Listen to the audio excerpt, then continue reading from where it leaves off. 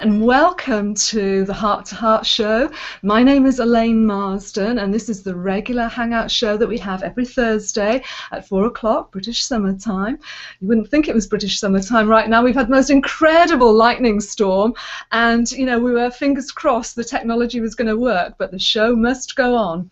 And sitting right next to me today, I have got the lovely Anne Dorrington, who's joining us. She's one of the presenters on the Qvc shopping channel in the UK, but Anne has worked all over the shop. She's worked in America, in Canada, and is now one of the top presenters here in the UK. You're talking about top presenter. I think you are. I've seen you work. You're such a natural. You really are. And what we're going to talk about today is, well, first of all, what Qvc is all about, because some people, hold on one moment, I'm just going to stop that. Some people, in fact, may not know anything about Qvc. I certainly really didn't know about it up until 2 weeks ago when I went to the studios in London, saw how they put the set together, watched some of the presenters in action, and since then I've become a customer. I've actually purchased something from the Qvc stores. But anyway, that's enough about me. Over to you, Anne. Just tell me, first of all, say hi to all the viewers there. Tell me how you got into Qvc in the first place. Well, I was in sales, and it was almost as this new versioning medium was shopping television, and I was living in Canada at the time, and I used to sell at home shows and exhibitions and places like that. And one of the products that I was selling then went on to a shopping channel, and that is really the beginning of it. So I was very, very lucky to be in it at the very beginning. Wow. And that was, for me, that was about 19 and a half years ago. So it's a long time. Goodness. So what was this product that you started off with? It was a hair product. In the UK, actually, in Canada it was called Spister Twist. Over here it's called Twirl Curl. It was a very long time ago. It was a band of velvet with a hole in the centre, and you put it in your hair and turn it into a bun very easily. And that was the first product that I went on air with. So yeah, it was quite amazing. Then I went to the US at HSN, that's Home Shopping Network, in the US, and gradually over time I got busier and busier. I sold some beauty products. I sold a lot of craft products in the very beginning as well. And then I came over to Qvc UK, and it was very, very new, like really new when I first came over. So it was very interesting to go from something that was much more established to then come in here. And then I used to do the circuit. So I lived in Canada. I worked at the Canadian shopping channel very regularly, down at Qvc USA once a month. And then I used to come over here for a week every 6 weeks, which was fantastic. It was there and amazing. Then you it was fantastic. Yeah, it was lovely. What does Qvc stand for, though? Quality, value, and convenience. Okay, and you earlier on, when we were talking before we went live, you were saying there should be another letter in there, T. Yeah, for trust. And that's what Qvc have built upon for all these years, is getting the trust of the customers. And now we're in like 10 million homes, and even at the weekend they had 2,400 brand new customers. And when you think about how many customers they already have, there was another 2,400 that showed up at the weekend. And at any moment in time, what are the statistics for people watching? About 10 years ago, I was told that there was 6,000 people watching at any given time during a 17-hour live airing that we're on, like the broadcasting is for 17 hours, but that was 10 years ago, so I don't know what it is now, but it's a huge amount. At any given time you can go on air, even if it's 10 to 2 in the morning, and sell thousands of units of anything. It really is absolutely amazing. And how do you know if you're selling well? How does it work? So you're presenting a product, you're sharing it, but how do you know what's working? Well, we wear one of these. I see. Right, this is an earpiece. So this literally it's moulded to my ear, so it goes into my ear. This wire connects to another wire, goes down your back to a little pack on your back. And then you have a microphone as well. So at any time, if somebody does need to talk to you, like the producers, the directors, they can talk to you in your ear. So it depends who it is. Sometimes they don't talk to you at all. They're just giving you time, like you'll have 1 more minute left to go. Or it could be other producers where they're talking in your ear saying, oh, the customers love that, do that again. It really depends on who is producing or directing the show. And this trust thing, people start to really get to know you because you appear every, know, have you got your own sort of time slot? No, not at all. It's very varied, but there's ever such a lot of people who have it on in the background. Yeah. A lot of people that are disabled or housebound, they have it for company all the time. You've got people that watch it in between shows, like or the commercials or something like that. Right. They click straight over to QVC, and a lot of ladies at home often have it on. But yeah, the trust is built over time, and I'm on. Over the past 19 odd years, I've sold craft, Christmas, DIY, gardening, housewares, all sorts of things. And the one thing that I'm very proud of, is the fact that I am still there, and that means that the customers do, thankfully, trust me. You know, and I am as honest as I can possibly be about any product. I'll give you the features and benefits of anything that I'm on air with, and sometimes I'll even do it where I'm being quite negative about, say, selling something. If it's ugly, you wouldn't go to the front door and open the door with it.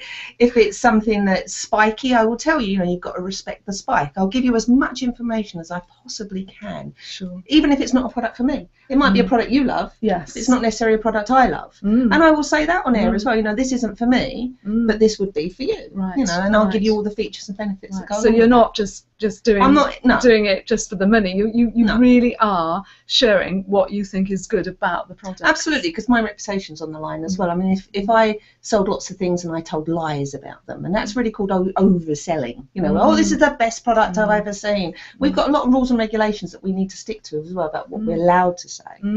But if I said that this is the best thing I've ever seen all the time, and somebody got it home, they weren't happy with it, they'd sort of go, I'm not buying off her anymore. Yeah, wouldn't they? Yeah, they would. So you've got to be. There's a very fine line. So. Yeah, and so I know that people follow you outside of QVC, don't they? They watch you, and then that you've got quite a following on Facebook. I've got lots and lots of viewers that follow me on Facebook, which is really lovely. I've got nearly 600 friends on Facebook, I think it is, and probably only about 20, maybe 30. Are actually my personal friends and my personal family. The rest of them are my QVC family. QVC family. Well, maybe we're going to get you into Google Plus and get you a family there as well. I'll have to learn all about that. That's for another hangout. Yeah. So, did you have any training? I mean, to know how to deal with the camera and what to wear, all that kind of thing. We have a lot of training that's ongoing, really, because we get told certain things. Like if I wore something that looked horrible, somebody would tell me. Right. But in general, years and years ago, I had camera training and training for this called Talkback. I had training for that as well. But that was a long, long time ago, and that was in Canada. And I had a little cable show there as well for a little short amount of time. So there was lots and lots of training back then. The difference between QVC and other countries is that they will like you to look into the camera, so you have training for that. Okay. In the UK, we're encouraged not to look at the camera, just to look at the person have a conversation like we're having right now. It's a completely different way of doing it. So when the Americans come over, you often see that they're looking straight in the camera, but we're encouraged not to. So it's a completely different way. So of course you are then trained to do that as well. So yeah, there was training in the very beginning. I see. Now we've got a question. We've got Yafat Cohen, who's here with us, and she's actually asked about building trust, because it's like a one-way medium. You can't see all the people who are watching you, 6,000 people at maybe any one time. So what are the other ways of building that trust? It is just the fact that you are on there a lot, and you do talk about your personal life quite a bit as well. We lifestyle things, so it's how we would use it in our life. And through that, people do get to know that you've got a husband or children, maybe what part of the country that you live in, that you love gardening, all the hobbies that I've got, I do talk about because I do know something about it. And when you're talking about a product, we have anywhere from 6 to 12 minutes to talk about it. So we have to describe what the product is. We have to give you all the features and benefits, why it would be good for you. But then we also talk about why it would be good for us too, and where we would use it or where we would put it. And that's where you gain the trust, because you're putting your whole life out there on the line. We're not just a flat piece of information where it just says this is the product, this is how much it is, phone this number. We're actually telling you about it. The only thing you can't do is touch it. Yeah. But we're touching it for you, and we're pulling it apart and showing you all all the features and the benefits of it. Yeah, so I must admit, when I was visiting QVC in London, and I watched the gardening show that you were on, and they were demonstrating these lights that you could put in the garden, and the presenter, it wasn't you, but they said, well, you can take this you know, solar powered light and you can put it on the table in a vase, so when you have that special dinner party, it's something a little bit unique. And that sold it for me. I didn't buy that, I have to say, but it was like telling the story. She bought a few days later. Bought laptop. Yeah, I did. I am now a customer. I will confess. I am a customer. And why was that? It's because I told you it was good. You told me it was good. I haven't had it yet. I haven't had it. I did trust her.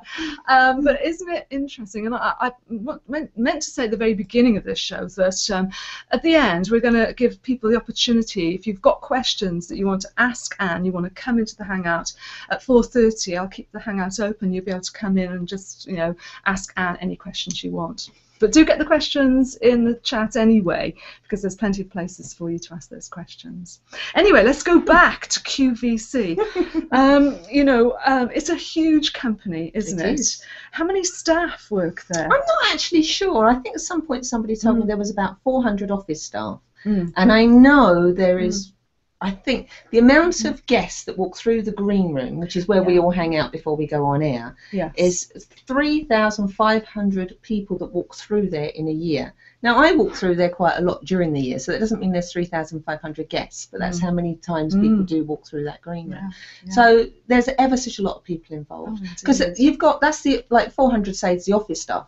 But then you've got the warehouses in Knowsley, which is Liverpool. Okay. And then you've got the customer service there, you've got the call centre there, you've got the warehouse there. There's so many other people that are actually involved in it. I mean, it's a huge, huge organisation. Massive. And that green room, that's quite interesting. We have a green room. Green. It's not. It's purple.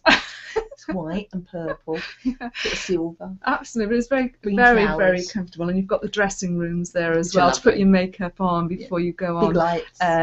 Not like the little lights we've got here. I was a bit embarrassed when Anne came into my studio. I'm really glad because the lights aren't that bright. Because then you know, my skin looks better. I look younger. Yeah, we've got the smooth effect on as well. So that's a good thing.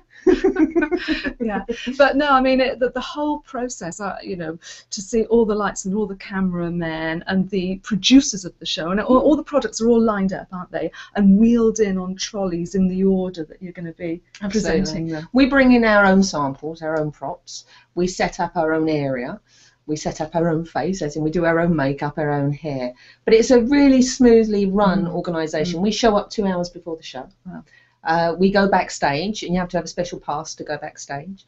They show us what's on the trolley. We have a look at our product. We look at a blue card, which is a rough idea of, you know, things. They're the real bullet points that are the sales bullets of the product, if you know what I mean. And then we look at that and we just compare that to what we already know, because we've obviously already had the product for a while. And it could be a product that I've bought in, it could be a product that I've agented in, as in I've brought that in for somebody else, or it could be a product that I'm selling for somebody else. So I'm a freelancer in that sense. So I look at this information. I look at another sheet of paper that's called a PAL sheet, and that tells me PAL. It's PAL. Okay. Like dog food. Okay.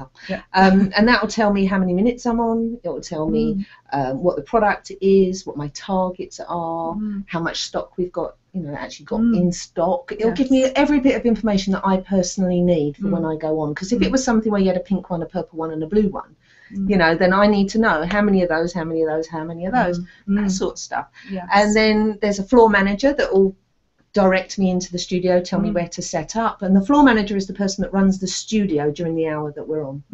Okay. It's very interesting. Oh, it is. It's fascinating. I've just forgotten how interested it is. Just I'm talking about it now. Yeah, you probably take it for granted. I went totally in there and I saw, you know, these incredible lights on the ceiling. Huge cameras get wheeled around. 3 cameras. 3 cameras. 2 and robotic ones. Wow. And then people looking very efficient, walking around with headsets and microphones, managing the whole thing. Yeah, absolutely. Because you've got the 2 people that are on air at any given time, sometimes 3 if we've got Richard Jackson. Then there's 3 cameras, so that means you've got at least 2 cameramen, because usually one of them is a robotic one. You've got a floor manager. There's lots of people milling around on the other side of the screen, basically, that you would see.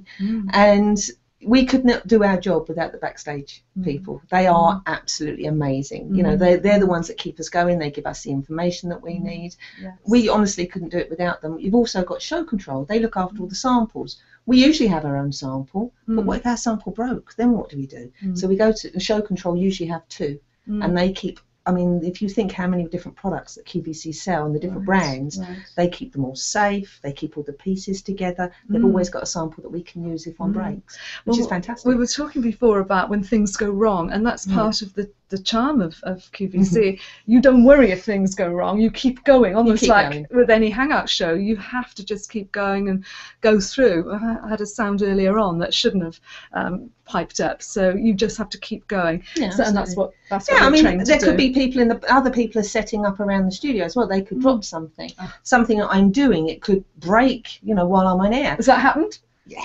it happens. But I mean, it happens when you're at home. If you had something that you've been using and suddenly it falls apart, or the lid won't fit on properly, you just jiggle it around and get it on there. Yeah. When it's live and the camera's right in there looking, you've got less time to do it, because if you're at home, you'd have a bit more patience. And you say, you know, oh, don't know why that won't work today, you know, and you'll just carry on with it. And that's part of the trust. You just don't ignore it.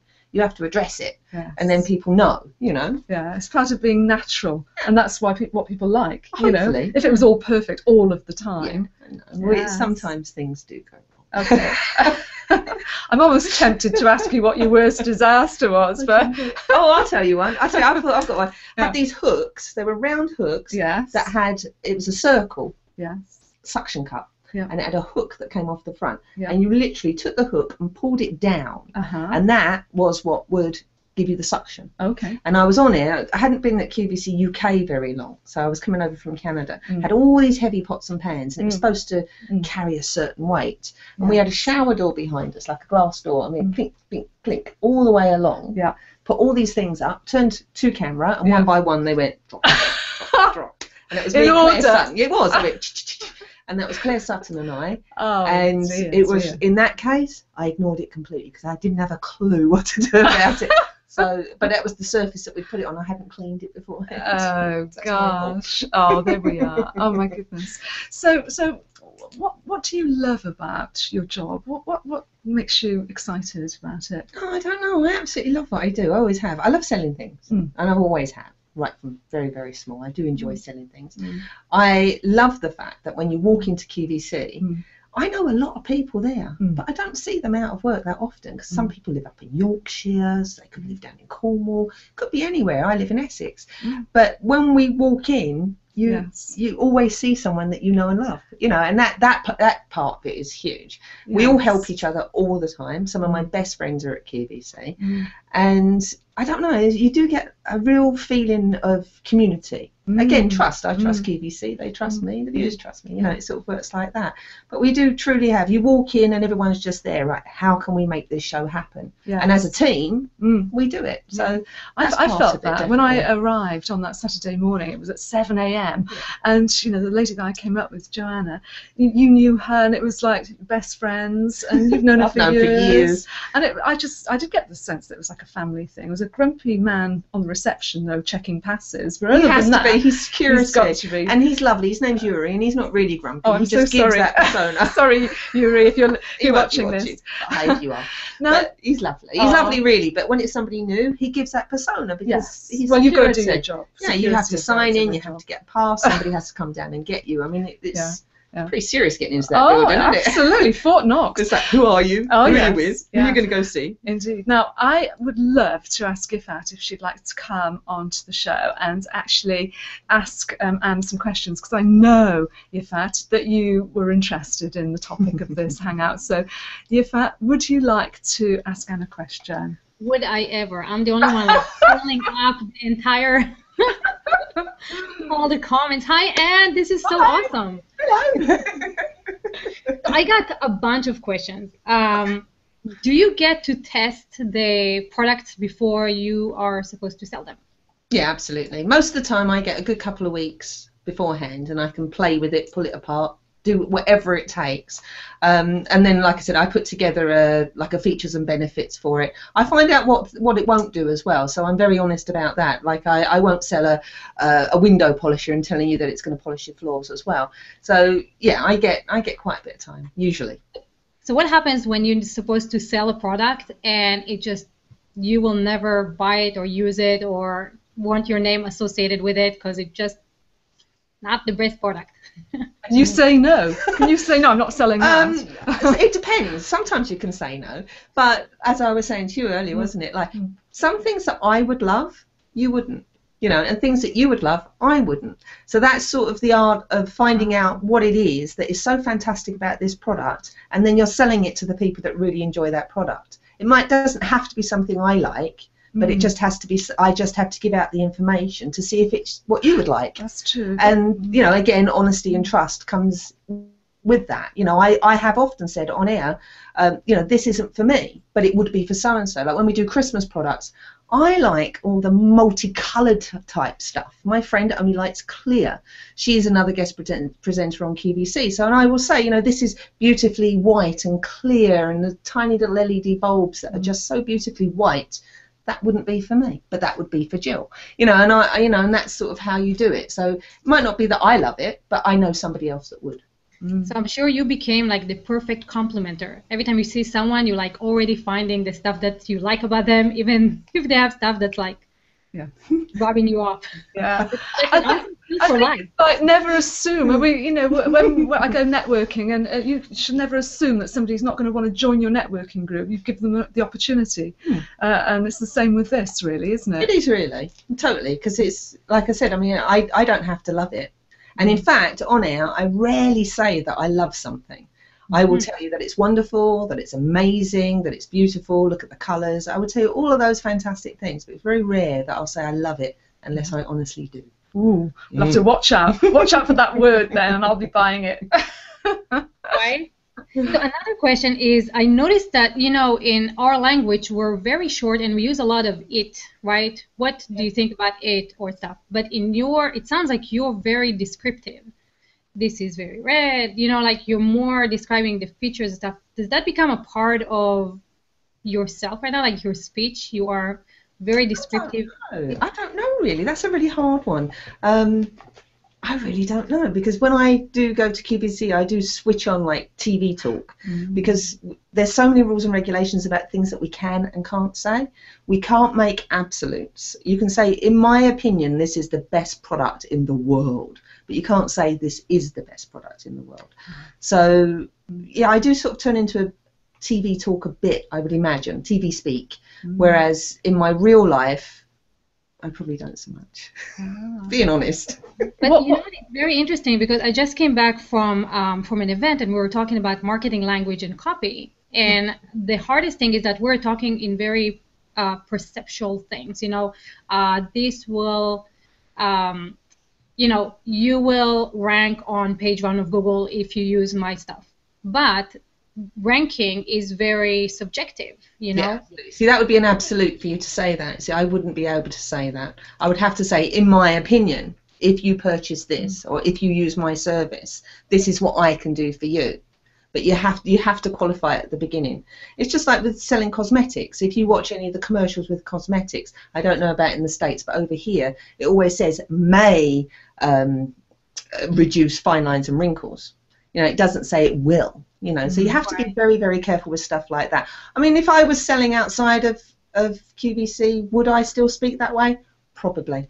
I probably would, because it does make it seem that that is your opinion. And if you are, if you're somebody that if the customers feel that your opinion is worth something, then that is also has value. If you turn around and say, yeah, this is the best product, then they can automatically go, well, who are you? You know, what makes you think you're so fantastic that you can say that? So yeah, it's a bit.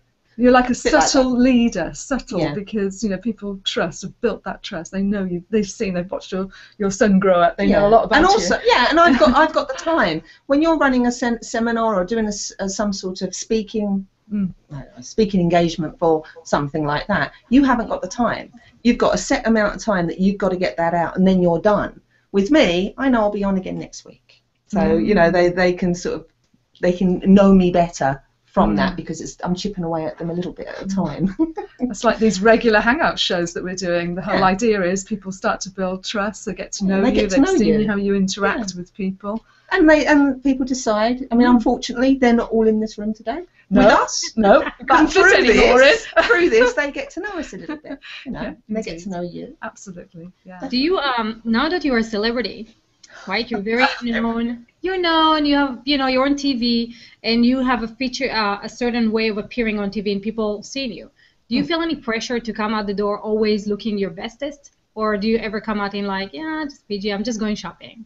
No, in fact, with me, in all honesty, when I'm home, it's sweatpants, t-shirt, flip-flops. You don't go out. Or I don't go out. No. Anybody that lives near me, they know what I look like at home. And I often do gardening as well. I do have a huge passion for gardening, so I'm often in my front yard gardening. So, I've often got shorts, baggy old t-shirt on, covered in dirt, that sort of stuff. And I'm not that sort of person that's going to get dressed up just to run down the road and get some milk. I might put some makeup, like some mascara on or something like that, but no, not at all. I think that's why you've been so successful, because some people have come and gone in those 20 years, haven't they? But you're still there, very much part of the whole business. I do try. I have been there a long time, and I've enjoyed every minute of it as well. I can't say I haven't. But yeah, when I'm at work, I get dressed up, and I wear the clothes that I like to wear. I'm not usually pressured into wearing anything in particular, but I wear the clothes that I think that look nice for me, that are age appropriate as well, and that look smart on camera. And let's talk about product related as well. Pardon? What looks smart on camera? That's a great sentence. Looking smart on camera. What is that? How do you look smart on camera? Well, with me, it's usually tailored. I usually go for a tailored look.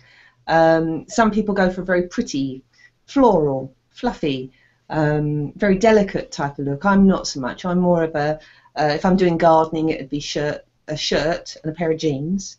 If I was doing housewares, it would probably be some nicely tailored trousers and a top. When I do Christmas products and it's something more dressy, then I wear a pretty dress. I dress to the product, but still with my own personality as well. That is very interesting, because when I used to do office training, I would dress according to the kind of product I was training in. So if I was training in Excel, I'd be much more formal. If I was training in PowerPoint, I'd be more flamboyant in the clothes and the colours that I wore. And it also gives you the confidence, doesn't it, to go ahead and do these things if you are dressed appropriately. Like if I suddenly showed up selling a very elegant, beautiful Christmas decoration and I'm standing there in jeans and trainers, it's not going to work. But if I'm selling a compost or something like that in a gardening, I'd look really silly in my evening dress. So, you dress. I can picture it, but it wouldn't look. It wouldn't be a good look. There we go. Not at all. Not at all. There. So we are almost coming at the end of the show. I don't know if you want to ask any more questions. I do. I know that on camera, the facial expressions, you have to accentuate them more in order to seem happier, or right? There's a little bit more of an umph to your expressions in order to communicate them. Am I wrong? Your face shows me that. I really like that in real life. I've been told all my life that I've got a very animated face, so I do. I am like that all the time. So you're not putting anything on first thing in the morning. No, not much. Okay. What about your tone of voice? Do you have to project it in a particular way? I suppose you do. You don't want to shout, but you don't want to be speaking too quietly either. See, things like that I don't even notice that I do. So you've developed that what is it? Unconscious, probably competence. Because I want to be heard, but I don't want to come across as shouting. So yeah. So if someone who's just starting out and don't yet have your habits and skills, and they need to develop those, the facial expressions that to communicate trust and authenticity, or they need to develop the tone of voice to kind of bring in interest or catch the attention, what tips would you give them? Actually, to try in front of the mirror, in all honesty. Work in front of the mirror, listen to your own voice, and if you are... I have been trained in every kind of sales vehicle that there is, to be perfectly honest, and from a very, very young age. So for me, it was always, you've always got to have eye contact. When you're talking about something that's very serious, then you look serious. When you're talking about something very jolly, then you're very jolly. And practice when you're talking to people on the phone, because the biggest thing that we always used to be told is that, you know, people can hear your mood and what you're thinking through your voice, and they can. So, you know, if you're talking to somebody on the phone, smile and listen, because you can hear yourself back on the phone a little bit, and also hear their reaction to you. So that it definitely is a benefit. And when I used to work in the States, my accent was a huge benefit, and when I worked in Canada, it was huge, absolutely huge benefit, because people will just automatically look. When we're working on camera, when we're live, and whatever we are selling, you'll see that we're always touching something, doing something, and you do have to learn to talk and do at the same time, which again is something that you can practice at home. Yeah. Definitely. So you don't find that you're looking into the camera when you're on the QVC store channel? You're actually picking things up and talking to the person? Yeah, I do. I'm a bit naughty. We're not supposed to look at the camera, but I do. If I'm in a naughty mood, I'll look in the camera. If not, then I'm just talking to the presenter. But you will always see me no matter what, because I want people to see the shape of it, the size of it, whatever it is that I'm touching, the surface, you know. So you do use a lot of, you are stroking things or touching them or picking them up and doing all those sort of things, just so people could really see. You're doing it for the audience, really, yeah. aren't you? Yeah. So where can people see you on QVC? What time slots do you have regularly? I'm trying to think. I'm on next Saturday morning. Saturday mornings regularly? No, it's I get booked a few days beforehand. Okay. If it's a new product, then it would be a few weeks beforehand. But I happen to know that it's not this coming Saturday, the next Saturday at 9 a.m. I'll be in Richard Jackson's garden show, and I will also be in Richard Jackson's garden show on the Sunday as well. But I can't remember what those dates are. Oh gosh, no. It must be the it's the 19th. It's the 26th, I think. Are you also online, Anne? People can see you online? Well, yeah, actually, on the QVC website, definitely. If you go onto any of the products that I sell a fantastic product at the moment called Wet and Forget. It's not glamorous, but it works. It's absolutely amazing. It's a lichen, mold, and algae remover that really, truly works. So if you went onto the QVC UK website and then just put in the search engine, put Wet and Forget, you will see me. I will come up in the little video. And you will want to buy Wet and Forget. You will, because it really works. It's the best product I've sold in 20 years. Absolutely amazing.